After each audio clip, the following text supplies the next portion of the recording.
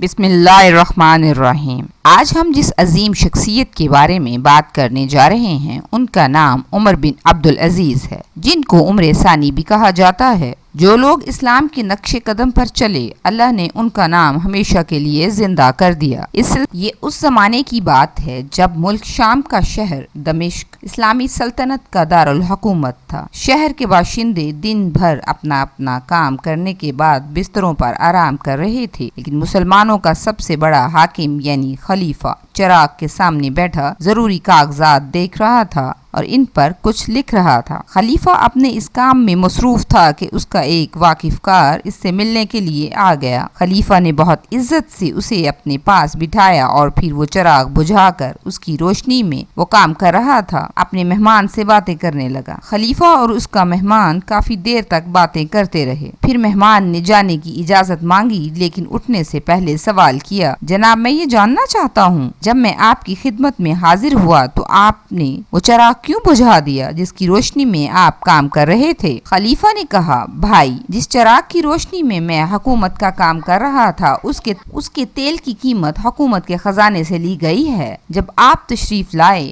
تو میں نے خیال کیا کہ آپ کی اور میری یہ ملاقات کسی سرکاری ضرورت کے لیے نہیں ہے، پھر سرکاری تیل کیوں جلایا جائے؟ چنانچہ میں نے چراغ بجھا دیا۔ یہ واقعہ حضرت عمر بن عبدالعزیز رحمۃ اللہ علیہ کا ہے۔ اس سے ظاہر ہوتا ہے کہ وہ حکومت کے خزانے کی کس طریقے سے حفاظت کرتے تھے۔ حکومت کا خزانہ اس روپے سے جمع ہوتا ہے جو ملک کے باشندوں سے زمین کے لگان اور مختلف محصولات کے ذریعے حاصل کیا جاتا ہے، اور یہ روپیہ حاصل کرنے کا اکثر مقصد یہ ہوتا ہے کہ اس کو ملک کی حفاظت اور لوگوں کی بھلائی کے کاموں پر خرچ کیا جائے۔ جو حاکم اس روپے کو اپنی شان و شوکت بڑھانے اور عیش و آرام کے کاموں میں خرچ کرتے ہیں وہ بدنیتی کرتے ہیں۔ اس روپے کو خرچ کرنے میں اتنی ہی احتیاط کی ضرورت ہے جتنی عمر بن عبدالعزیز رحمۃ اللہ علیہ کرتے تھے۔ ہمارے آج کے حکمرانوں کو اس سے سبق سیکھنا چاہیے۔ ایک دن کا ذکر ہے، مسلمانوں کے حاکم خلیفہ حضرت عمر بن عبدالعزیز سے ان کا ایک دوست ملنے آیا، جس کا خلیفہ حکومت کے کاموں سے نپٹنے کے بعد اسے اپنے ساتھ اس کے کمرے میں لے گئے جس میں رات کے وقت آرام کیا کرتے تھے۔ خادموں نے خلیفہ کے حکم کے مطابق مہمان کا بستر بھی اسی کمرے میں بچھا دیا، اور خلیفہ کا خاص خادم اس انتظار میں ایک طرف بیٹھ گیا کہ وہ سو جائیں تو وہ خود بھی آرام کرے۔ لیکن ہوا یہ کہ دونوں دوست بہت دیر تک باتیں کرتے رہے۔ خادم کو بیٹھے بیٹھے نیند آ گئی اور وہ اسی طرح سو گیا۔ اتفاق ایسا ہوا کہ اس چراغ کا تیل ختم ہو گیا جو اس کے کمرے میں جلایا گیا تھا۔ خلیفہ نے یہ دیکھا تو یہ کہہ کر اپنی جگہ سے اٹھے کہ چراغ میں تیل ختم ہو گیا ہے، ہم اس میں تیل ڈال دیتے ہیں۔ رجا نے یہ بات سنی تو حیران ہو کر بولے، حضور خود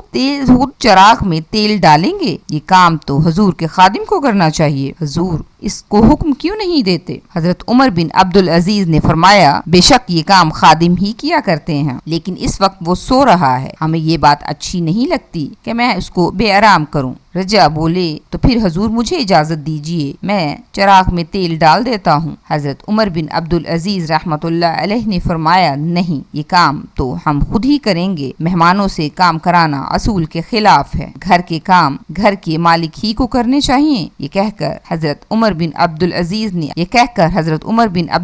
نے اپنے ہاتھ سے چراغ میں تیل ڈالا اور پھر اپنے دوست سے فرمایا، چراغ میں تیل ڈالنے سے پہلے بھی ہم عمر بن عبدالعزیز تھے اور تیل ڈالنے کے بعد بھی عمر بن عبدالعزیز ہی ہیں۔ اس حکایت سے ہمیں یہ سبق ملتا ہے کہ ہمارے بزرگ اپنے خادموں کا بھی اسی طرح خیال رکھتے تھے جس طرح کوئی اپنے آرام کا خیال کرتا ہے، اور وہ بڑے سے بڑے عہدے پر ہوتے ہوئے بھی اپنے ہاتھ سے کام کرنے کو اپنی عزت کے خلاف نہیں سمجھتے تھے۔ ہمیں چاہیے ہم بھی ان اچھے کاموں کو اپنائیں۔ سچ یہ ہے، انہی اچھائیوں کی وجہ سے اللہ پاک نے انہیں ایسی عزت، شان اور رتبہ عطا فرمایا ہے۔